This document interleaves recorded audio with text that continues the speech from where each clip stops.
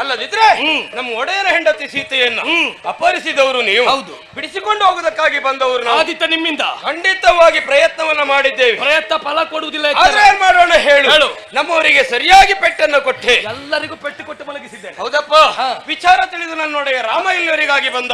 ರಾಮನ ಮುಂಭಾಗದಲ್ಲಿ ಹೋರಾಟವನ್ನು ಮಾಡುವ ಸಂದರ್ಭ ರಾಮನ ಕೈಯಿಂದ ಸಾಯ್ತೇನೆ, ಅವನ ಕೈಯಿಂದ ಸೋಲಾಗ್ತದೆ ಎನ್ನುವ ಉದ್ದೇಶದಿಂದ ಕಣ್ಮರೆಯಾದೆ. ರಾಮನ ಬಲದ ಪರೀಕ್ಷಾ ರಾಮ ಅಷ್ಟೇ ಎನ್ನುವುದು ಗೊತ್ತಾಯ್ತು. ಹೌದಾ? ಆಮೇಲೆ ರಾಮನಿಂದ ತಪ್ಪಿಸಿಕೊಂಡೆ ಎಂಬಲಿಗೆ ತಾನು ಬದುಕಿ ಉಳಿದಿದ್ದೇನೆ ಎನ್ನುವ ಹಾಗೆ ಭಾವಿಸಿಕೊಳ್ಬೇಡ. ಈಗ ಬಂದವ ರಾಮ ಭಟ್ಟ. ಯಾರು? ಹನುಮ. ಆಂಜನೇಯ. ನಾನು ಬಂದಿದ್ದೇನೆ. ನನ್ನಿಂದ ಕೈಯಿಂದ ತಪ್ಪಿಸಿಕೊಳ್ಳುವುದಕ್ಕೆ ಸಾಧ್ಯ ಇಲ್ಲ, ನೆನ್ಪಿಟ್ಕೋ. ಹಣೆ ಬರಗಟ್ಟ ಮಂಗಲ, ನನ್ನ ನಿನ್ನ ಮುಖಾಮುಖಿ ಲಂಕೆಯ ರಣಕ್ಷೇತ್ರದಲ್ಲಿ ಮೊದಲಲ್ಲ, ಅಲ್ವೇ ಅಲ್ಲ, ಹಿಂದೆ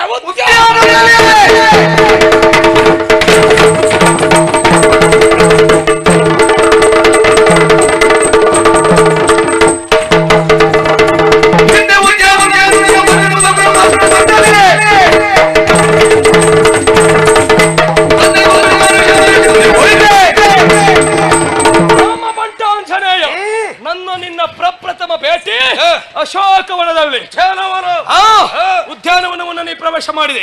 ಕಾಣಬೇಕಾದ ಸೀತೆಯನ್ನು ಕಂಡೆ, ಕೊಡಬೇಕಾದನ್ನ ಕೊಟ್ಟೆ, ಪಡೆಯಬೇಕಾದನ್ನ ಪಡೆದೆ ಎಂಬಲ್ಲಿಗೆ ಸುಮ್ಮನೆ ಹೋಗ್ಲಿಲ್ಲ. ನಮ್ಮ ಕೆಲಸವೇ ಹಾಗೆ. ಯಾವುದು? ಏನ್ ಕೊಡಬೇಕು ಅದನ್ನ ಕೊಡುವುದು, ಯಾವುದನ್ನ ಪಡೆಯಬೇಕು ಅದನ್ನ ಪಡೆಯುವುದು, ಆಮೇಲೆ ಜಾಗ ಬಿಡುವುದು. ಸುಮ್ಮನೆ ಬಿಡ್ಲಿಲ್ಲ ಜಾಗ, ಮತ್ತೆ ಇಡೀ ಅಶೋಕವನವನ್ನು ಹಾಳು ಮಾಡುವುದಕ್ಕೆ ಮುಂದಾದೆ. ಖಂಡಿತವಾಗಿ ಆ ಹೊತ್ತಿಗೆ ವನಚರರು ಬಂದು ನನ್ನಯ್ಯನಿಗೆ ದೂರನ್ನು ಕೊಟ್ಟರು.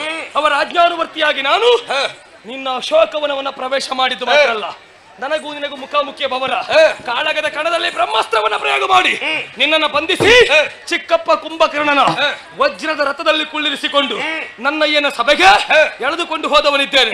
ಅಲ್ಲಿಯೂ ನಿನ್ನ ದುರಂಕಾರ ತನ್ನನ್ನ ಮಾತನಾಡಿಸಲಿಲ್ಲ, ತನಗೆ ಮಾನಿಸಲಿಲ್ಲ ಎನ್ನುವ ಕಾರಣಕ್ಕಾಗಿ ನೀ ಮಾಡಿದ್ದೇನು? ಏನ್ ಮಾಡಿದೆ? ಆಸನ ಕೊಡಲಿಲ್ಲ ಎನ್ನುವಂತ ಒಂದೇ ಒಂದು ಕಾರಣಕ್ಕಾಗಿ ನಿನ್ನ ಬಾಲವನ್ನು ಸುರುಳಿ ಆಕಾರದಲ್ಲಿ ಸುತ್ತಿ ಬಾಲಾಸನವನ್ನು ಬಲಿದು ಯೋಚನೆಯನ್ನು ಮಾಡಿ ಉತ್ತರವಾಗಿ ಕುಳಿತುಕೊಂಡೆ. ನೀನು ನೀವೇ ಯೋಚನೆಯನ್ನು ಮಾಡಿ ಹೇಳೋ. ನಿಮ್ಮಂತವ್ರು ಕುಳಿತುಕೊಳ್ಳಬೇಕು ಅಂತಾದ್ರೆ ಮತ್ತೊಬ್ಬರ ಆಸನವನ್ನು ಕೊಡಬೇಕು. ಹೌದು, ಹಾಗಂತ ನಮ್ಮಂತವ್ರು ಕುಳಿತುಕೊಳ್ಳಬೇಕು ಅಂತ ಆದ್ರೆ ನೀವು ಆಸನವನ್ನು ಕೊಡುವ ಅಗತ್ಯ ಇಲ್ಲ.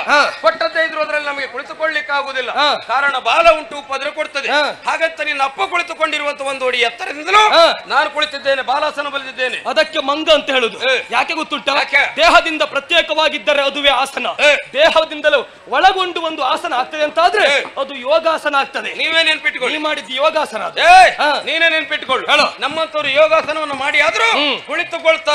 ಹಾಗಂತ ನೀವು ದೇಹವನ್ನು ದಂಡಿಸುವುದರ ಜೊತೆಯಲ್ಲಿ ಕುಳಿತುಕೊಳ್ಳುವ ಪ್ರಯತ್ನವನ್ನು ಪಟ್ಟಿದ್ದೇ ಇದ್ರೆ ಮೂಳೆ ಮುರ್ಕೊಂಡು ಸಾಯ್ಬೇಕಾಗ್ತದೆ. ಹಾಗಂತ ಮಂಗನಾಸನ ಎಲ್ಲೂ ಉಲ್ಲೇಖವಾದದಿಲ್ಲ.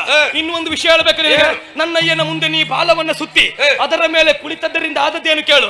ನನ್ನ ಅಪ್ಪನ ಮುಂದೆ ಯಾರ ಬಂದ್ರು ಬಾಲ ಅಡಿಯಾಕೊಂಡು ಕುಳಿತುಕೊಳ್ಬೇಕಿರೋದು ತೋರಿಸಿಕೊಟ್ಟೆ. ತಿಳಿದುಕೊಂಡದ್ದೇ ಕಡಿಮೆಯಾಗಿ ಅಲ್ಲಿಯೇ ನೀವು ಬರುವಾಗಲೇ ನಾವು ತಿಳಿದುಕೊಂಡಿದ್ದೇವೆ ನೀವು ಮಾಯಾವಿಗಳು ಎನ್ನುವ ಹಾಗೆ. ಎಷ್ಟೊತ್ತಿಗೆ ಬೇಕಾದ್ರೂ ಕುತಂತ್ರವನ್ನ ಮಾಡ್ತೀರಿ ಎನ್ನುವಂತ ಉದ್ದೇಶದಿಂದ ಬಾಲವನ್ನ ಸುರುಳಿಯಾಗಿ ಸುತ್ತಿದ್ದೇನೆ, ತುದಿಯನ್ನ ಹಾಗೆ ಹೊರಗೆ ಬಿಟ್ಟಿದ್ದೇನೆ. ಬಿಟ್ಟಿದ್ದೇನೆ. ಯಾಕೆ ಬಿಟ್ಟೆ ಇರೋದು ಗೊತ್ತಾಯ್ತು. ಮಂಗನಿಗೆ ಬಾಲವೇ ಭೂಷಣ ಎನ್ನುವ ಕಾರಣಕ್ಕಾಗಿ ಬಿಟ್ಟೆ ನೀನು. ಅದು ನನ್ನಪ್ಪ ಆಜ್ಞೆ ಮಾಡಿದ್ರು. ಮಂಗನಿಗೆ ಬಾಲದ ಅಹಂಕಾರ ಉಂಟು, ಸುತ್ತಿರೋ ಮಂಗನ ಬಾಲಕ್ಕೆ ಬಟ್ಟೆಯನ್ನು ಎನ್ನುವ ಹಾಗೆ ನಿನ್ನ ಬಾಲಕ್ಕೆ ಬಟ್ಟೆಯನ್ನು ಸುತ್ತುವುದಕ್ಕಾಗಿ ಅದೆಷ್ಟೋ ದಾನವರು ಬಟ್ಟೆಯನ್ನು ತಂದು ಸುತ್ತುವುದಕ್ಕೆ ಪ್ರಾರಂಭ ಮಾಡಿದ್ರು. ಅಷ್ಟು ಮಾತ್ರ ಮುಗಲಿಲ್ಲ, ಏನೆಲ್ಲ ತಂದಿದ್ದೀರಿ ಅಂತ ನಿಮ್ಗೆ ಗೊತ್ತಿಲ್ಲ. ನೀನು ಇವಾಗ ಸುತ್ತಕೊಂಡೆ ನೋಡೋದಲ್ಲ, ಸುತ್ತದ್ ನೀವು ನೋಡಿ. ನಾವಲ್ಲ, ಆಳುಗಳು ಸುತ್ತಿದ್ದು. ಸುತ್ತಿದ ಮೇಲೆ ಆದದ್ದೇನು, ಬಾಲ ಬೆಳೆಯುತ್ತಲೇ ಹೋಯ್ತು, ವಸನ ಕಡಿಮೆಯಾಗುತ್ತಲೇ ಬಂತು. ಸುರಿರೋ ಮಂಗನ ಬಾಲಕ್ಕೆ ಎಣ್ಣೆಯನ್ನ ಎಷ್ಟು ಹಾಕಿದ್ರು ಸಾಕಾಗ್ಲಿಲ್ಲ. ನೀವು ಹಾಕದ ಎಣ್ಣೆ ನಮ್ಮತ್ತಾಗುದಿಲ್ಲ, ಗೊತ್ತಾಯ್ತು ನನಗೆ. ಆಗ ಆಜ್ಞೆ ಮಾಡಿದ್ರು, ಕೊಡು ಇಂದ್ರಜಿತ್ ಬೆಂಕಿಯನ್ನ. ಬೆಂಕಿ ಕೊಟ್ಟೆ ನಿನ್ನ ಬಾಲಕ್ಕೆ. ಮನೆಯಿಂದ ಮನೆಗೆ, ಮನೆಯಿಂದ ಮನೆಗೆ ನೆಗಹಿ ಸುವರ್ಣ ಲಂಕೆಯನ್ನು ಧ್ವಂಸ ಮಾಡಿದ ಪಾಪಿ ನೀನು. ಹಾಗೆ ಮಾಡಿದೆ ಕೇಳು. ಯಾಕೆ? ಆವತ್ತು ನನ್ನ ಬಾಲಕ್ಕೆ ಬೆಂಕಿ ಅನ್ನೋದು ಕೊಡದೇ ಇದ್ದದ್ದೇ ಇದ್ರೆ ಲಂಕನಗರಿ ಉಳಿಯುತ್ತಾ ಇದ್ದಿತ್ತು. ಕೋಲನ್ನ ಕೊಟ್ಟು ಪೆಟ್ಟು ತಿಂದಾಗ ಆಯ್ತು. ನೀವು ಬಾಲಕ್ಕೆ ಬೆಂಕಿ ಕೊಟ್ಟರೆ ನಾನು ಸುಟ್ಟು ಬಿಟ್ಟೆ. ಹಾಗಂತ ಇಡೀ ಲಂಕೆ ಸುಡ್ಲಿಲ್ಲ ನೀನು. ಒಂದು ಮನೆ ಹಾಗೆ ಬಿಟ್ಟೆ. ಒಬ್ಬನ ಮನೆಯನ್ನ ಬಿಟ್ಟಿದ್ದೆ. ಯಾರ ಮನೆ? ವಿಭೀಷಣನ ಮನೆಯನ್ನ ಬಿಟ್ಟೆ. ಕಾರಣ ಎನ್ನುವುದುಂಟು. ನಿಮ್ಮ ಸೇನೆಯಲ್ಲಿ ರಾಮ ಏನು, ರಾಮನ ಯೋಗ್ಯತೆ ಏನು, ರಾಮನ ಮಹಿಮೆ ಏನು ಎನ್ನು ಹಾಗೆ ತಿಳಿದುಕೊಂಡದಿದ್ರೆ ವಿಭೀಷಣ ಒಬ್ಬರೇ. ಅವನಿಗೆ ಇದ್ದಂತ ಬುದ್ಧಿ ನಿಮಗಿಲ್ಲದೆ ಹೋಯ್ತಲ್ಲ. ಚಿಕ್ಕಪ್ಪನ ಬುದ್ಧಿಯನ್ನು ಅನುಸರಿಸು. ರಾಮನನ್ನ ನಂಬಿದ್ರೆ ಏನಾಗ್ತದೆ ಅನ್ನೋದು ವಿಭೀಷಣ ನೋಡಿ ಕಲಿಬೇಕು. ಯಾಕೆ ಗೊತ್ತುಂಟಾ? ಇಡೀ ಲಂಕೆಯನ್ನು ನೀನು ಸುಟ್ಟೆ, ವಿಭೀಷಣನ ಒಂದು ಮನೆಯನ್ನ ಬಿಟ್ಟೆ. ಸುಟ್ಟ ಪರಿಣಾಮ ಏನಾಯ್ತು? ಸುಟ್ಟು ಹೋದ ಎಲ್ಲಾ ಮನೆ ಪುನರ್ ನಿರ್ಮಾಣವಾಯಿತು ನಮ್ಮಪ್ಪನಿಂದ.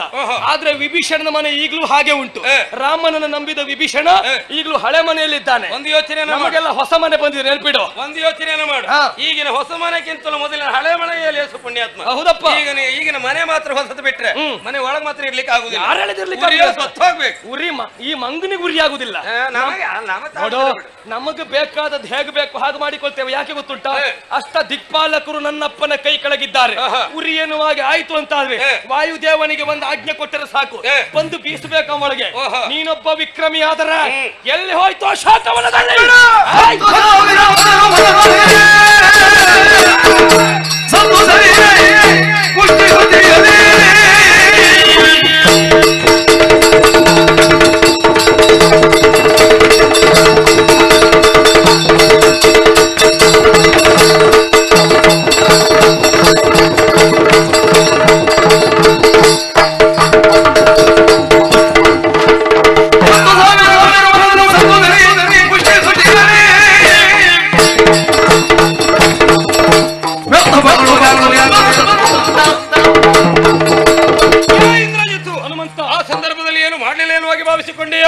ಏನ್ ಮಾಡೋಣ ಹೇಳು. ಕೆಲಸ ಮಾಡಿದ್ ಬೇಗ ಆಯ್ತು, ಬಂದದ್ದು ತಡ ಆಯ್ತು. ನಿನಗೆ ಗೊತ್ತಿಲ್ಲದೆ ಬೇಗ ಬರುದು ನೀನು ಹೆಚ್ಚಿಗೆ. ನಾವು ಎಷ್ಟೊತ್ತಿಗೂ ಹಾಗೆ ಸಮಯ ಪ್ರಜ್ಞೆ ಅನ್ನೋದುಂಟು. ಬೇಗ ಬಂದು ಒಂದು ಬಾಲ ಹಿಡ್ಕೊಂಡು ಕೂತ್ಕೊಳ್ಳುದು. ಬಾಲ ಹಿಡ್ಕೊಂಡು ಕೂತ್ಕೊಳ್ಳುದು ಅಂತ ದೇವದಲ್ಲೇ ಇದ್ದದ್ದು. ಹಿಡ್ಕೊಳ್ಳುದು ಬೇಡ, ಹಿಡ್ಕೊಳ್ಳೋಕೊಂದು ಜನ ಬೇಕು. ಎಲ್ಲಿಯಾದ್ರೂ ಬಿದ್ದು ಹೋಗದೇ ಇದ್ರೆ ಇದು ಬಿದ್ದು ಹೋಗುವ ಬಾಲವಲ್ಲ, ಹುಟ್ಟಿ ಬಂದ ಬಾಲ ಇದು. ಬಾಲ ಒಂದು ಎದುರಿಟ್ಟ ತಕ್ಷಣ ಬಾಲದ ಪ್ರಸಂಗ ಬರುದು ನಮಗೆ. ಹೌದಾ? ಒಂದು ನೆನಪಿಟ್ಕೋ, ನಾಳೆಯಿಂದ ಬಾಲ ಎದುರಿಟ್ರೆ ಬಾಲ ಕತ್ತರಿಸ್ತೇನೆ. ನೀನ ಬಾಲ ಎಲ್ಲೂ ಅಲ್ಲಿಯವರೆಗೆ ನಿನಗೂ ಬೇಕಾಗ್ತದೆ. ಯಾಕಂತ ಹೇಳಿದ್ರೆ ಕೆಲವೊಂದು ಸಂದರ್ಭದಲ್ಲಿ ಮಂಗನ ಒಡನಾಟವನ್ನು ಮಾಡಿದಾಗ ನೀನು ಮಂಗ ಆದ್ರೂ ಅದೇ ಓದುವ ಮಂಗ ಯಾರಾಗುದು ಅಂತ ಹೇಳ್ತೇನೆ. ಹೌದಾ? 10,000 ಕಳ್ಳರ ನಾಶವನ್ನ ಮಾಡಿದವ ನನಗೆ ಏನ್ ನೀನ್ ನನಗೆ ಲೆಕ್ಕವ ಬಡಿದು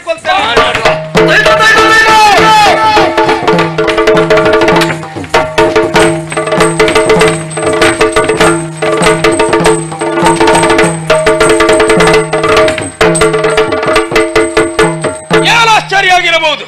ಇಲ್ಲಿವರೆಗೂ ಮಂಗ ಮಂಗ ಮಂಗ ಎನ್ನುವಾಗೆ ತಾಸಾರ ಭಾವನೆಯಿಂದ ನೋಡಿದ ನನ್ನ ಕೈಯಲ್ಲಿ ಹೋರಾಟ ಮಾಡುವಂತ ಸಂದರ್ಭದಲ್ಲಿ ಮಂಗನ ಕೈಯಿಂದ ಸಾವಾಗ್ತದೆ ಎನ್ನುವಂತ ಉದ್ದೇಶದಿಂದ ಕಣ್ಮರೆಯಾಗಿದ್ದಾನೆ. ಎಲ್ಲಿ ಹೋಗ್ತಾರೆ? ಹನುಮಂತ, ಏನು ನಿನ್ನ ತಾಯಿಯನ್ನು ಉಳಿಸಿಕೊಳ್ಳುವ ಪ್ರಯತ್ನ ನೀ ಮಾಡುತ್ತಾ ಮುಂದೊತ್ತಿ ಬಂದರೆ ತಾಯಿಯ ಪ್ರಾಣ ಹಾರಿ ಹೋಗುವ ಮೊದಲು ನಿನ್ನ ಪ್ರಾಣ ಪಕ್ಷಿ ಹಾರಿ ಹೋಗುವ ಸಂದರ್ಭ ಬಂದರೆ ಬರಬಹುದು. ಹಾಗಾಗಿ ಹೇಳ್ತಾ ಇದ್ದೇನೆ, ಅವಳನ್ನ ಕೊಲ್ಲುವುದನ್ನ ತಡೆಯುವುದಕ್ಕೆ ನೀ ಮುಂದಾಗಬೇಡ. ನಡ ಇಲ್ಲಿಂದ. ಓ ಇಂದ್ರಜಿತ್ತು, ಏನು ಏನಯ್ಯ ಇದು? ಏನಾಯ್ತು? ನೀನು ನಿನ್ನಂತವ್ರು ಮಾಡುವಂತ ಕಾರ್ಯ ಇದಲ್ಲ. ಯಾಕೆ ಬಲ್ಲಯ್ಯ? ಯಾಕು? ನೀನೇನು ಸಾಮಾನ್ಯದವನ ಹೇಳು.